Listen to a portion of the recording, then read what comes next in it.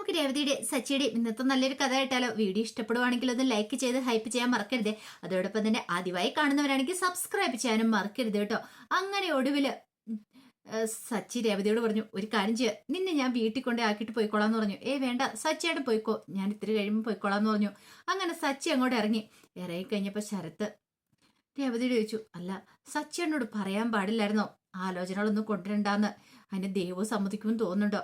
എനിക്ക് എന്ത് ചെയ്യാൻ പറ്റും? ഞാൻ പറഞ്ഞാൽ സച്ചേണ്ണ അനുസരിക്കില്ല എന്ന് പറഞ്ഞു. ഇതെല്ലാം അകത്തിരുന്ന് ദേവു കേൾക്കുന്നുണ്ട്. അപ്പോഴേക്കും ലക്ഷ്മിയമ്മ പറഞ്ഞു, അവന് ഭയങ്കര പ്രതീക്ഷയാ ദേവുവിന്റെ കാര്യത്തില്. ദേവു സമ്മതിക്കുമെന്ന് വിചാരിച്ചുകൊണ്ട് അവനിരിക്കുന്ന ഓരോ ആലോചനകൾ കൊണ്ടിരുന്നേ. അവളുടെ മനസ്സെന്താന്ന് അവന് അറിയില്ലല്ലോ എന്ന് പറഞ്ഞു. അപ്പോഴേക്ക് ശരത്ത് പറഞ്ഞു, അത് ശരിയാ, സച്ചേണ്ണെ വെറുതെ ഇങ്ങനെ ഇട്ട് കുരങ്ങ് കളിപ്പിക്കേണ്ട കാര്യം ഉണ്ടായിരുന്നില്ല. അവൾ ഇനി ഒരു കല്യാണത്തിന് സമ്മതിക്കുമെന്ന് എനിക്ക് തോന്നുന്നില്ല. അതും പറഞ്ഞ് ശരത്ത് അങ്ങോട്ട് അകത്തേക്ക് ഏറിപ്പോയി. അപ്പോഴേക്കും രേവതി പറഞ്ഞു, അമ്മേ, ദേവുവിന്റെ മനസ്സിൽ ആരാ ഉള്ളതെങ്കിൽ അതെ അവരുമായിട്ട് വേണ്ട കല്യാണം നടത്തി കൊടുക്കാനായിട്ട്. അപ്പൊ അരുണുമായിട്ട് വേണ്ട കല്യാണം നടത്താന്.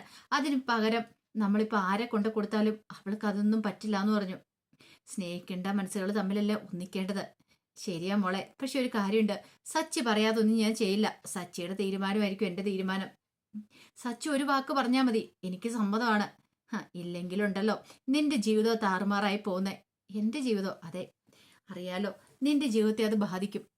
എന്നെ അങ്ങനെ ഇവിടെ കൊണ്ട് ഉപേക്ഷിക്കാനൊന്നും പോകുന്നില്ല സച്ചേട്ടൻ. സച്ചേട്ടനെ അത്ര കാര്യമാ. അതല്ല മോളെ, എന്നാലും അമ്മ വിഷമിക്കൊന്നും വേണ്ട. കൂടിപ്പോയിട്ടുണ്ടെങ്കിൽ കല്യാണത്തിന് വിടലായിരിക്കും. ദേവുവിന്റെ കല്യാണം കൂടണമെന്ന് എനിക്ക് അത്ര ആഗ്രഹം ഉണ്ടായിരുന്നു.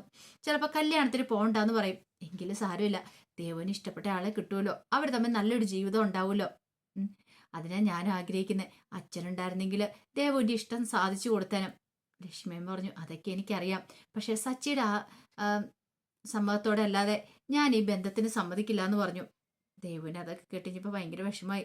പിന്നെ അത് മാത്രമല്ല, സച്ചിക്ക് ചിലപ്പം ഇഷ്ടപ്പെടത്തില്ല.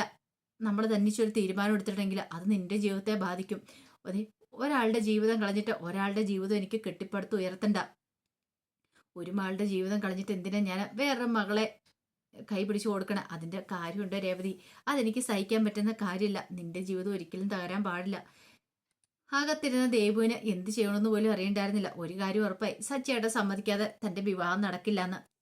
ഈ സമയം സുധി അക്ഷബയോട് കൂടിയിട്ട് പണയം വെക്കുന്നിടത്തിന് കാത്തു നിൽക്കണം. ഇത് എത്ര സമയം, ഇതുവരെയായിട്ട് എന്താ അവിടെ ഇവര് പൈസ തരാത്തെ?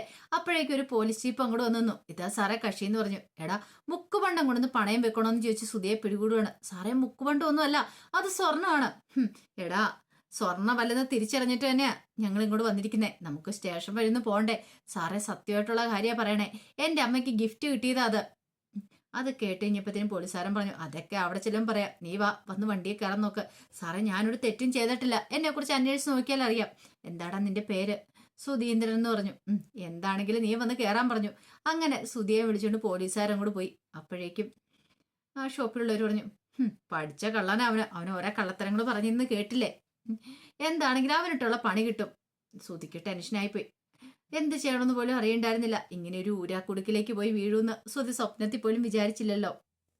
പിന്നീട് ദേവു അരുണിനെ കാണാനായിട്ട് വീട്ടിലേക്ക് ചെല്ലുവാണ്. അങ്ങനെ ചെല്ലുന്ന സമയത്ത് ഭയങ്കര വിഷമമായിരുന്നു ദേവുവിനെ കണ്ടിഞ്ഞപ്പോൾ അരുൺ പറഞ്ഞു, നീ വന്നോ, എനിക്കറിയായിരുന്നു നീ വരൂന്ന്. അപ്പോഴേക്കും ദേവു പറഞ്ഞു, അരുണേട്ടാ, നമ്മൾ തമ്മിലുള്ള വിവാഹം നടക്കില്ല എന്ന് പറഞ്ഞു.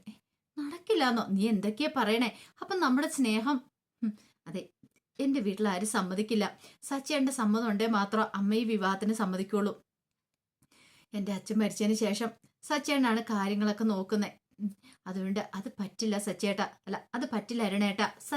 സച്ചേട്ടന്റെ സമ്മതമില്ലാതെ എന്റെ വിവാഹം നടക്കില്ല. അതുപോലെ തന്നെ അമ്മയും സച്ചേട്ടനും രേവതി ചേച്ചി ഒക്കെ സന്തോഷത്തോട് കൂടിയിട്ട് ഈ വിവാഹത്തിൽ പങ്കെടുത്താൽ മാത്രമേ എനിക്ക് സന്തോഷ സമാധാനം ഉണ്ടാകത്തുള്ളൂ. അല്ലാതെ ഒരു ജീവിതം ഞാനും ആഗ്രഹിക്കുന്നില്ല. അതും പറഞ്ഞിട്ട് ദേവു തിരിഞ്ഞു നടക്കാൻ തുടങ്ങിയപ്പോഴത്തേനും അരുൺ അവളുടെ കയ്യിലേക്ക് കയറി പിടിച്ചു. നീ എന്താ ദേവു പറയണേ? അപ്പൊ എന്നെ നിനക്ക് വേണ്ടെന്നാണോ പറയണേ?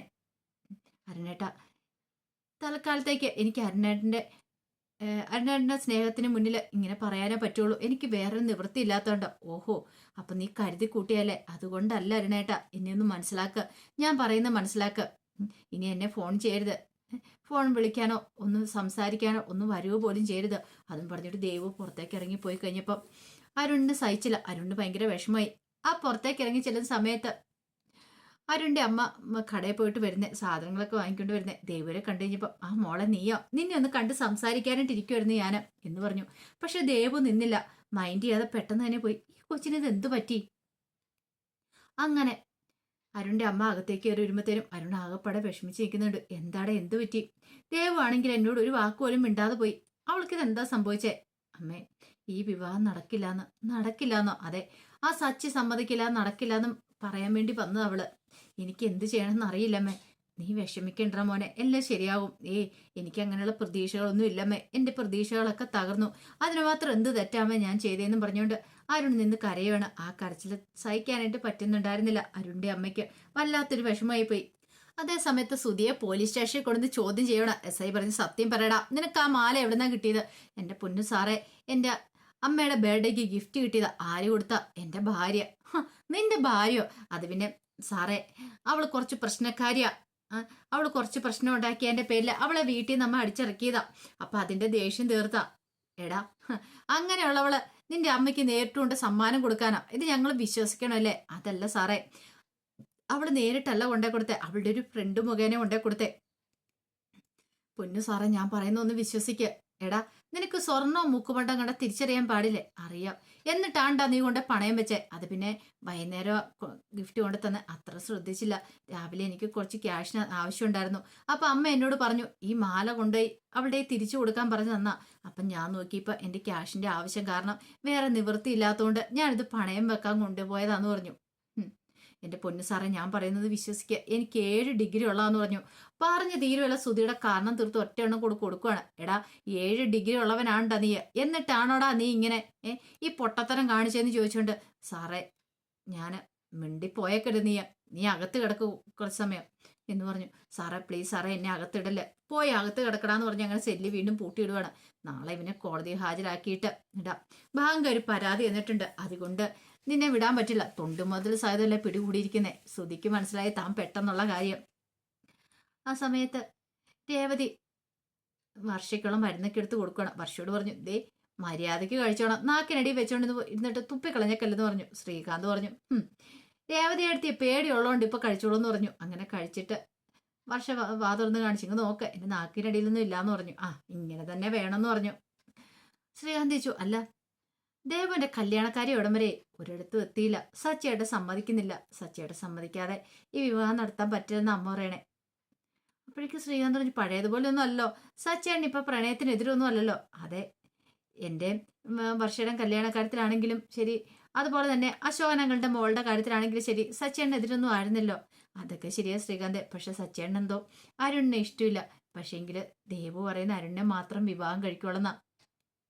ഞാൻ നോക്കിയപ്പോൾ അവർ തമ്മിൽ സ്നേഹിക്കുന്നവർ തമ്മിൽ ഒന്നിക്കട്ടെ, അല്ലെങ്കിൽ നിങ്ങളെപ്പോലെ ഒളിച്ചോടിപ്പോയി വിവാഹം കഴിക്കുന്നേക്കാൾ നല്ലതല്ലേ നടത്തി കൊടുക്കുന്നേ. അത് ഒഴിവാക്കാനാണ് ഞാൻ സച്ചിയേട്ടനോട് പറഞ്ഞേ. സച്ചിയേട്ടൻ്റെ തലയിലേക്ക് അത് കയറുന്നില്ല എന്ന് പറഞ്ഞു. അപ്പോഴേക്ക് സച്ചി ഭയങ്കര സന്തോഷത്തോട് കൂടിയിട്ട് വരുവാണ്. അതിൻ്റെ കഥകളൊക്കെ നമ്മളിന്ന് കാണുന്നത്. ഇതിൻ്റെ ബാക്കി വിശേഷങ്ങളുമായിട്ട് വൈകുന്നേരത്തെ പ്രൊമോയി വരാട്ടോ. ഒരിക്കൽ കൂടി എല്ലാവർക്കും ശുഭദിനം നേർന്നുകൊണ്ട് നിർത്തുന്നു. നന്ദി.